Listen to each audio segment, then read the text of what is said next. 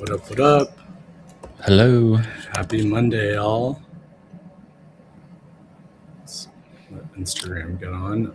Welcome back to Mogul Moves Weekly. This is episode 42. It's our weekly live stream. We cover everything from box office buzz to the industry's biggest power plays. My name's Luigi, your host, and this is Josh, my co-host. Say hi, Josh. Welcome in, everyone.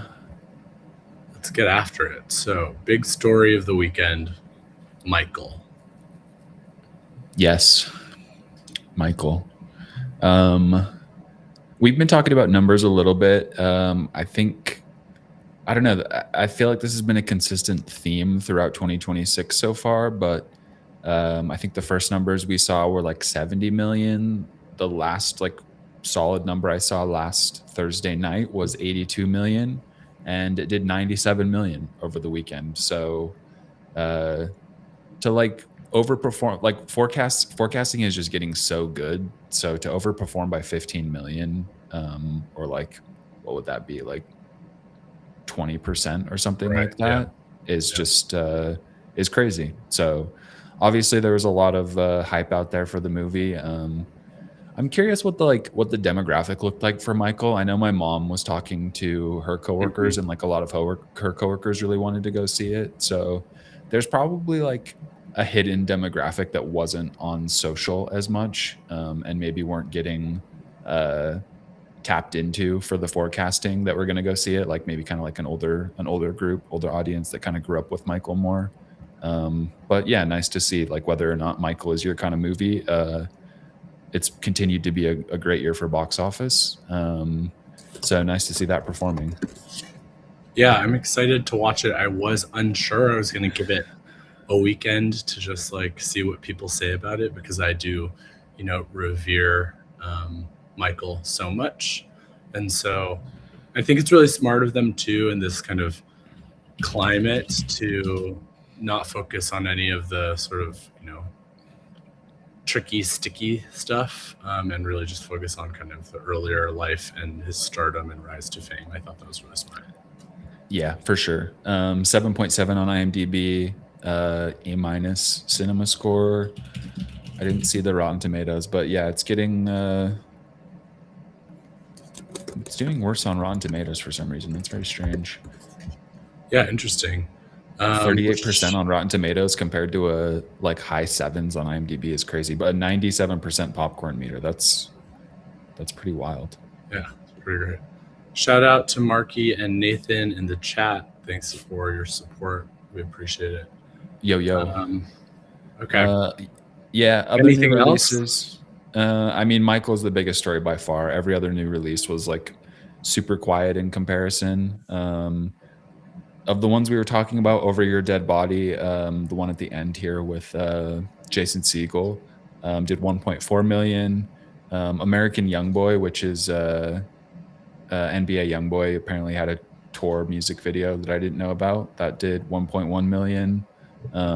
Fuse, which was the bomb defusal one, did 1 million. And Desert Warrior, the one with Anthony Mackie, did 472K. So Okay. Did dominating.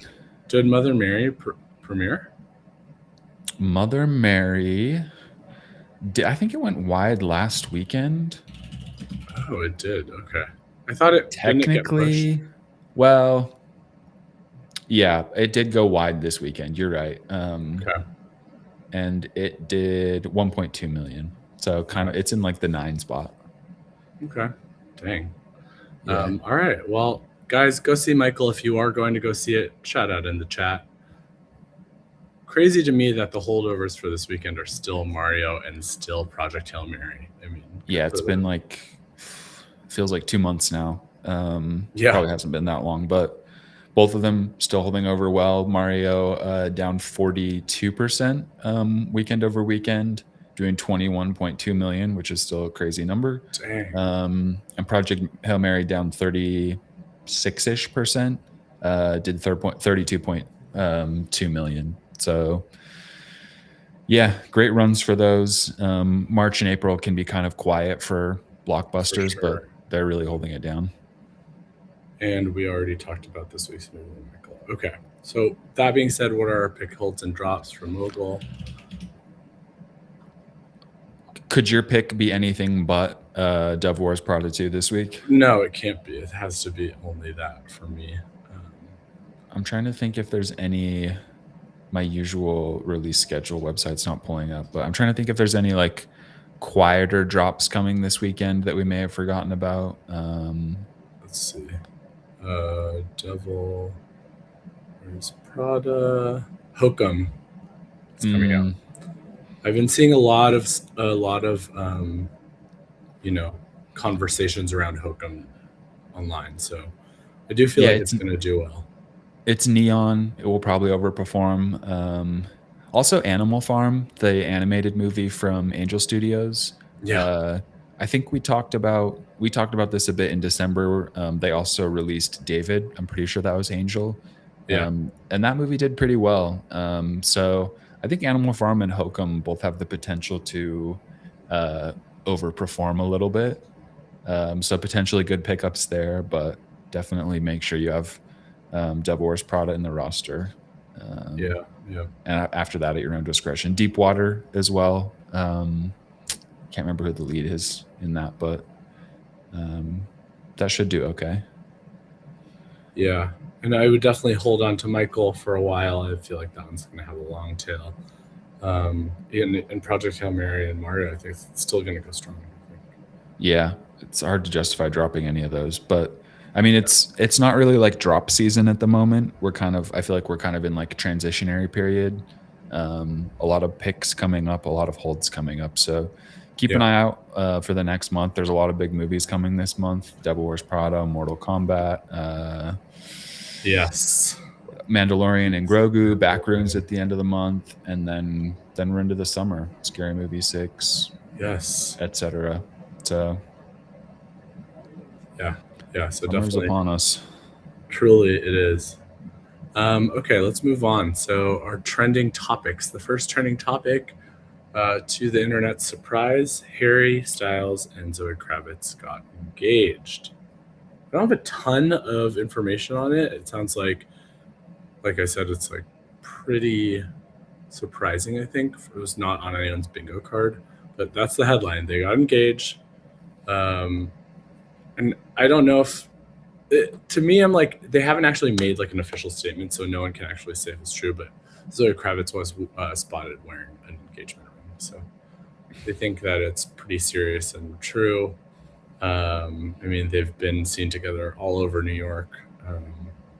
This is just like a pretty huge Hollywood sort of power couple now. Yeah, totally. I mean, good on them for keeping it low key, I guess. The internet's running with it. The internet's running with it. Here we go. Without them actually saying anything about it. The internet will do that, but interesting. Yeah. Speaking of Devil Wears Prada 2, so there's been some backlash, mostly around one new character that shows up in one of the promo clips. Basically, she's a Chinese intern assistant named Jin Chao, and people are saying that she's portrayed very much like old stereotypes, overachieving, socially awkward. I'll let you guys be the judge here. Let's watch the clip that people are referring to.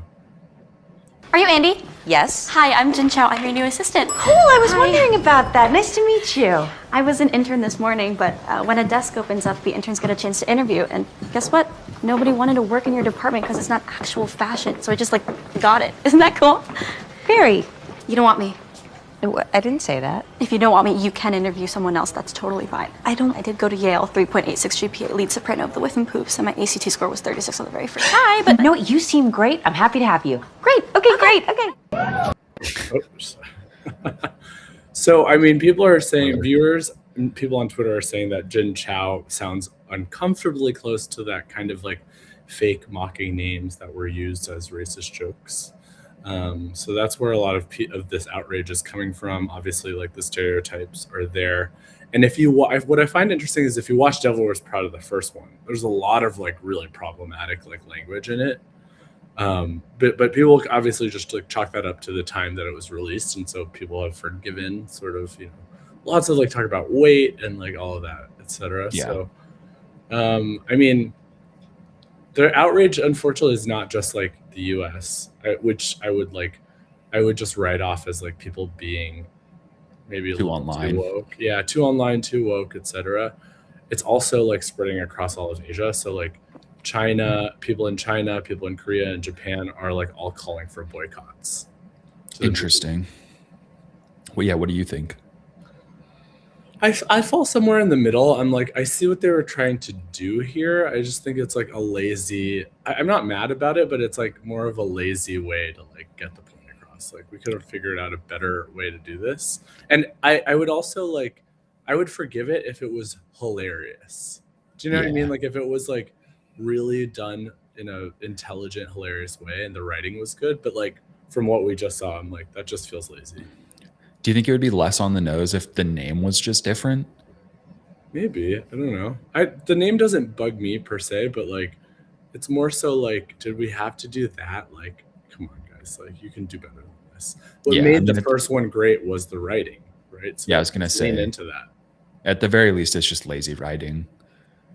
There was no tropes. Like everyone you could have been any sort of actor in that movie, and as if you were saying the lines that were written, like it was going to be funny and delivering them in like a really funny way.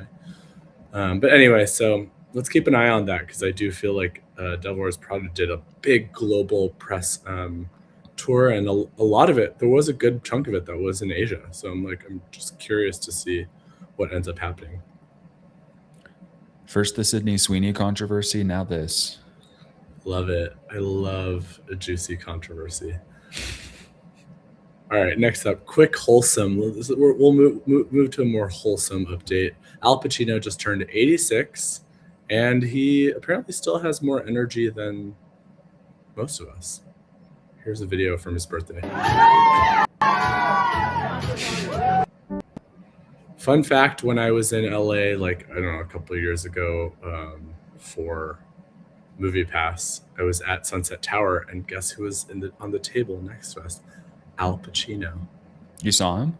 Yeah. Nice. He was looking real old. That checks out. Yeah. Is it the biggest? That's got to be like one of the biggest stars you've ever seen.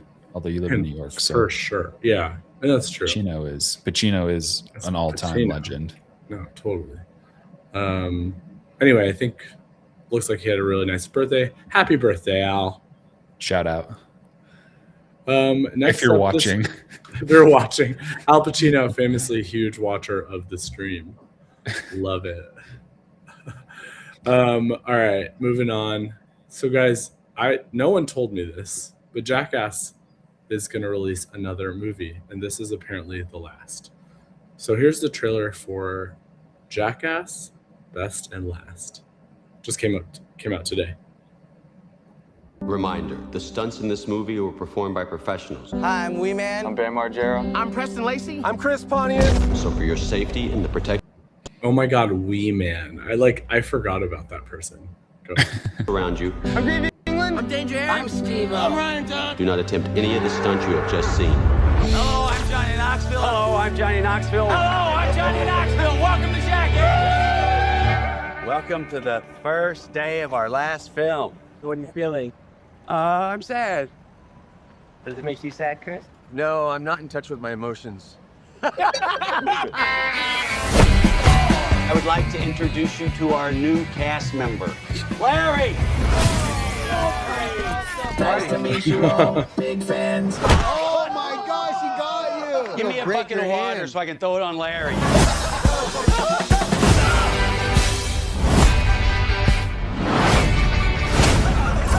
25 years and we haven't learned a goddamn thing. Can someone go get the shot collar for your penis? Poopy said he wants to try it. Hi, I'm Poop.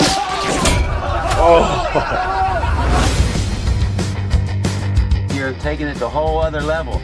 Yep. Look pretty happy about it. If you're gonna be dumb, you gotta be tough. High five.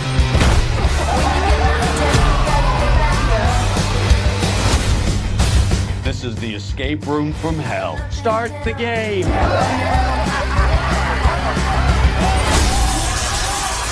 I think we're moving to the next room. If you're gonna be dumb, you gotta be tough. When you get knocked down, This jump sucks.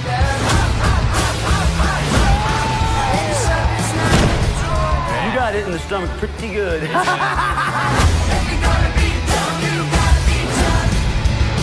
We are going to be making history today with the first robot prostate exam. This is what Jackass looks like at 50. You see the finger on that thing? That's not a finger. It's a claw. Let's let it rip, baby.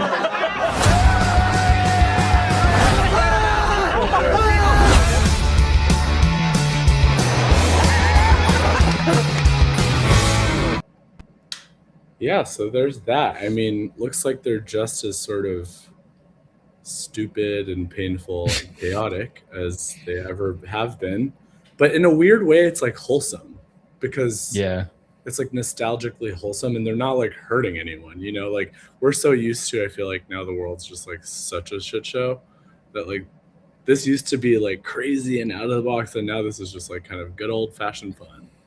Yeah, they survived. They made it to relative old age. There's something wholesome about that.